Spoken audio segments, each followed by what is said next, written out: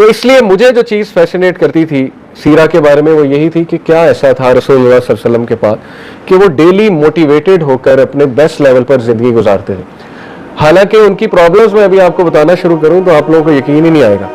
Profit صلی اللہ علیہ وسلم یتیم تھے.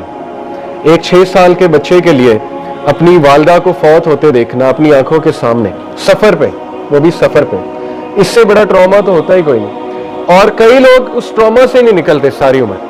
آپ دیکھ لیں گورے اپنی موویز میں دکھاتے ہیں کہ جی فلانے کو ٹراما ہوا, وہ ابھی تک ہیل نہیں ہوا. گورا وہ شراب پی کے ہیل کر رہا ہے اپنے آپ کو. تو یہ ٹراما تو ہیل کیسے ہو گیا اور اس لیول پہ جا کے رسول اللہ صلی اللہ علیہ وسلم کی پرسنالٹی نکھری.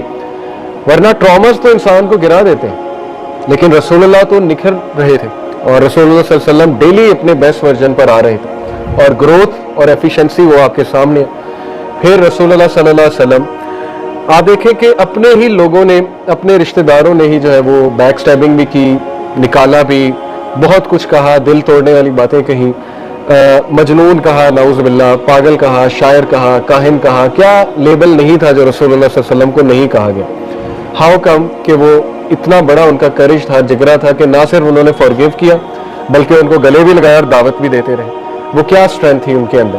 اور پھر دیکھیں انہیں نکال دیا یا کہہ لیں کہ بس انہوں نے اتنی زیادتی کی کہ شیب ابی طالب کا واقعہ ہمارے سامنے موجود ہے, بنو ہاشم کا بوائے-کاٹ. اور یہ چھوٹی بات نہیں ہوتی ہے کہ آپ کا بوائے-کاٹ کیا جائے اور آپ ایک یہ پریشر بھی لیں کہ میرے فیملی والوں کا کیا بنے گا. انہوں نے یہ پریشر بھی ڈالا کہ ہم اس کی فیملی کا بوائے-کاٹ کرتے ہیں, تجارت روکتے ہیں تو شاید یہ رک جائے. اب وہ پریشر بھی لینا کتنی بڑی بات ہوتی ہے کہ اب تو لوگوں میرے ساتھ وہ میرے گھر والوں کو بھی ٹارچر کرنے پہ آگے, میرے صحابہ کو بھی ٹارچر کرنے پہ آگے. اس کے بعد آسانی آنی چاہیے تھی شیب ابی طالب کے بعد جنرلی اسپیکنگ, لیکن اس کے بعد کیا ہوا, حضرت خدیجہ کی ڈیتھ ہو گئی, لو آف ہز لائف. اور سہارا, ظاہر بہت بڑا سہارا ہوتا ہے نیک بیوی, تو وہ ان کی وفات ہو گئی.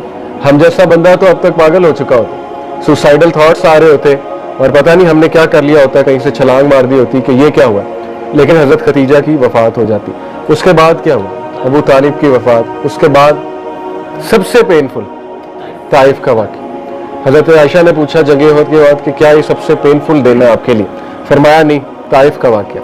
اور طائف میں خود گیا ہوں, اس کی گلیوں سے ابھی تک ایک سیڈنس اور ایک غم ٹپک رہا ہے. وہاں جہاں ہمارے رسول اللہ صلی اللہ علیہ وسلم کو پتھراؤ کیا گیا وہ ایک عجیب سی غم زدہ سی جگہ ہے. تو یہ اس کے بعد کیسے آپ امیجن کر سکتے ہیں کہ سم ون میں اسٹینڈ اپ. طائف کے بعد ہسٹورین لکھتے ہیں کہ کوئی اور ہوتا تو وہ یہاں پہ گیو اپ کر جاتا, رسول اللہ صلی اللہ علیہ وسلم کے علاوہ کوئی اور ہوتا.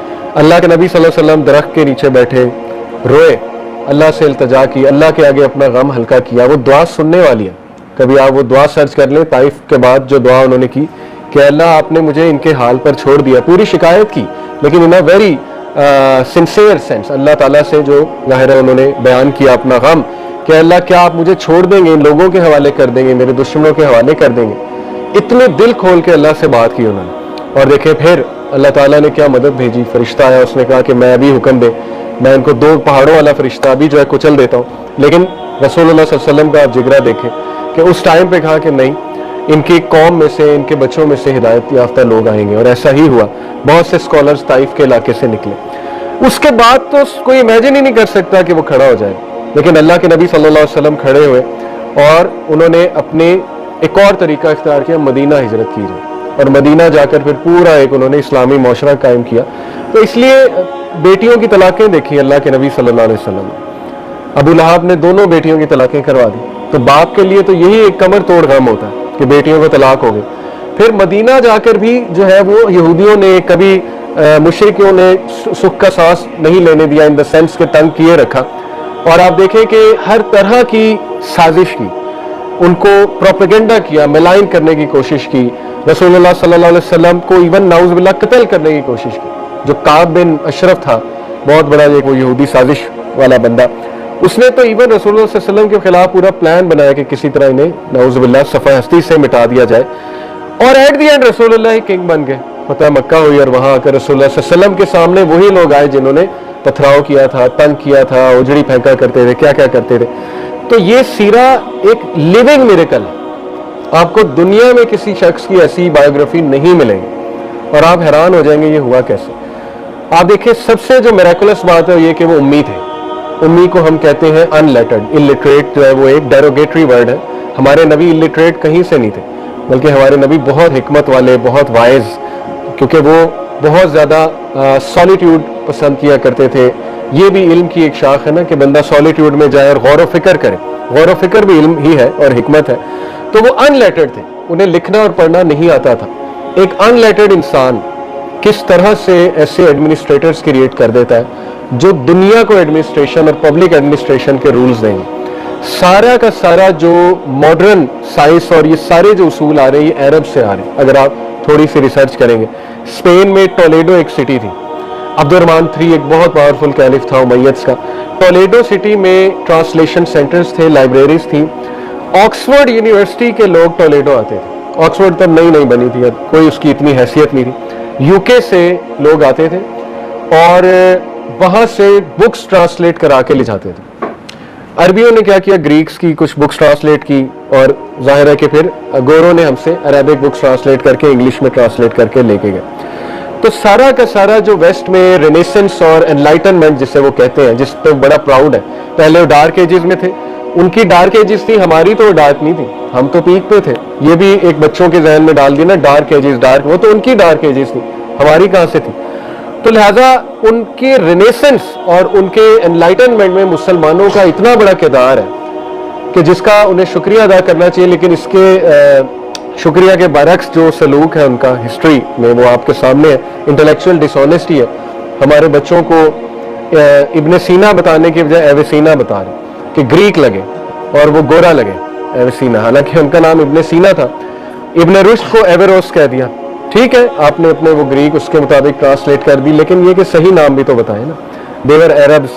ابن سینا آلدو ایرانی تھے, لیکن ابن سینا کی کلاس میں یورپینز چھپ کر آتے تھے, کیونکہ ان کے پادری اس وقت انہیں قتل کیا کرتے تھے. جو بھی سائنس پڑھتا تھا اسے پادری جلا دیا کرتے تھے, وچ کہہ کے, ڈیمن کہہ کے, کہ یہ بندہ اس کو پوزیس کر لیا کسی نے. یعنی اس لیول پہ ان کی وہ تھی, آپ کہہ لیں کہ بیک ورڈنس تھی. تو چھپ کر, شپ میں چھپ کر آیا کرتے تھے کلاس پڑھنے. یہ اصل میں ہمارا بیک گراؤنڈ تھا, اور مسلمانوں نے وہ رولز دیے اور وہ ٹارچ جلائی سیویلائزیشن کی, تہذیب کی, جس سے گوروں نے بہت فائدہ اٹھایا. اینی یہ ساری باتیں بتانے کا مقصد یہ ہے کہ all of this was enabled by the teachings of رسول اللہ صلی اللہ علیہ وسلم. اور رسول اللہ صلی اللہ علیہ وسلم کی ٹیچنگز نے عربز کو ایک دن میں ایسا شفٹ کیا, ایسا چینج کیا. پروفیسر پی کے ایٹی ایک ہسٹورین ہے, وہ لکھتے ہیں کہ رسول اللہ صلی اللہ علیہ وسلم, پروفٹ محمد صلی اللہ علیہ وسلم نے عربز کا 24 گھنٹہ چینج کر دیا, 24 آور چینج کر دیا. ان کا اٹھنے کا طریقہ, ان کا کھانے کا طریقہ, ان کا صفائی کا نظام, ان کی سوچ. ایسا ایجوکیشن سسٹم دیا جو 3 اس پہ مبنی تھا. دیکھیں, بیسٹ ایجوکیشن سسٹم ہوتا ہے جو نمبر 1 آپ کے فزیکل ایجوکیشن کا خیال رکھے, ہائیجین کا, آپ کے فزیکل ایٹریبیوٹس کا. نمبر 2 آپ کے مینٹل ایجوکیشن, یعنی وہ ایسا ایجوکیشن سسٹم ہے جو آپ کے مائنڈ کو گرو کرے, آپ کو گروتھ مائنڈ سیٹ والا بنائے, آپ کو پازیٹیو مائنڈ سیٹ والا بنائے, آپ کو لک فارورڈ کرنے والا بنائے, آپ کو مینٹلی اسٹرانگ کرے وہ ایجوکیشن سسٹم. آپ کے مائنڈ کی جو بیماریاں, سچ ایز تعصب ایک مینٹل ڈیزیز ہے کہ کسی کو کمتر سمجھنا, ظاہر ہے. اور اب قومیت یعنی قوم پرستی, کہ اپنے آپ کو بہت بڑی بلا سمجھنا اور دوسرے کو چھوٹا سمجھنا. ریسزم ایک مینٹل جو ہے وہ النس ہے. یہ ساری چیزیں وہ کیٹر کرے. اور تیسرا اسپرچول سائڈ بھی کیٹر کی. تو ایسا نظام دنیا میں دیکھنے کو نہیں ملتا جو اتنا آل کمپریہنسو ہے, کہ جو فزیکل ایجوکیشن بھی ہے, مینٹل ایجوکیشن بھی ہے, اور اسپرچول ایجوکیشن بھی. فزیکل ایجوکیشن کو اگر آپ لے لیں تو ہم کبھی بھی رسول اللہ کا احسان نہیں چکا سکتے کہ انہوں نے ہمیں طہارت کا, اگر آپ صرف طہارت کا چیپٹر پڑھ لیں تو مسلمان اتنے لکی ہیں, اتنی بیماریوں سے بچے ہوئے ہیں. ہمارے ہاں جو ظاہرہ پورا وہ بچہ ہوتا ہے اس کو جو ہے وہ سرکمسائز کیا جاتا ہے, وہ کتنی بڑی نعمت ہے. کبھی میڈیکل آپ ڈاکٹر سے پوچھیں سرکمسیشن جو ہے کتنی بینیفیشل ہے. پھر یہ کہ پراپر طہارت سکھائی ہمیں کہ کس طرح غسل خانے میں جانا ہے. یہودی تو اس کا مذاق اڑاتے تھے نا کہ اچھا تمہارے نبی نے تمہیں یہی تک سکھایا ہے کہ تم باتھ روم کس طرح جاؤ گے. تو صحابہ نے کہا یہ بھی سکھایا ہے. تو اس پر ہم پراؤڈ ہیں, بالکل سکھایا ہے. اور اس وجہ سے ہم کتنی ڈیزیز سے بچے ہوئے. ہمیں آداب سکھائے, ہمیں حلال اور حرام بتایا. اس سے بڑی اور کیا بات ہے کہ تمہارے لیے یہ چیز بینیفیشل ہے. صحابہ کہتے ہیں کہ کوئی پرندہ بھی نہیں اڑتا تھا, لیکن رسول اللہ نے ہمیں بتایا ہوا تھا حلال ہے کہ حرام ہے.